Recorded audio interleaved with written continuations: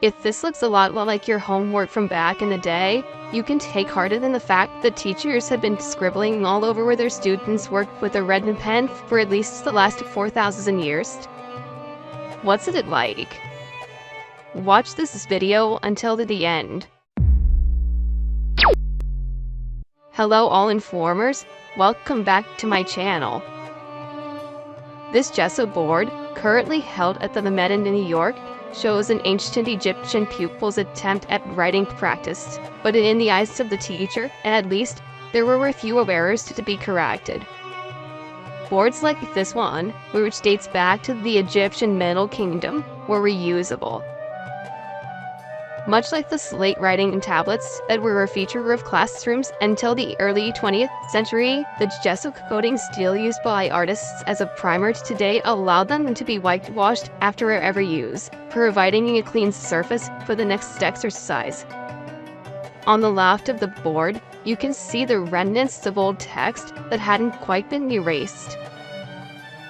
The writing used here isn't exactly the same as the traditional hieroglyphics that we can still see adorning the walls of monuments and on ancient papyrus scrolls.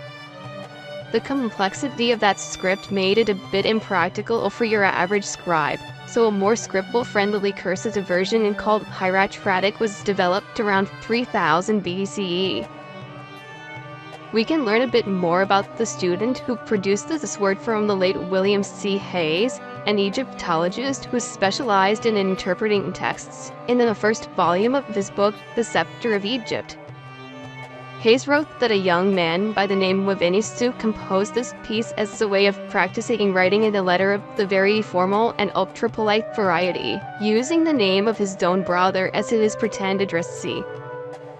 Following a long-winded preamble, in which the gods of Thebes and adjacent towns are invoked in behalf of the recipient, we get down to the text of the letter and find that it concerns the delivery of various parts of a ship, probably a sacred bark, Hayes explained.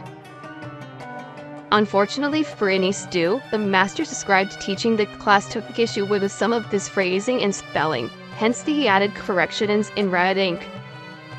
On top of all this, the poor guy would likely also have been expected to memorize the entire thing. Thanks for watching this video until end. See you again in next video.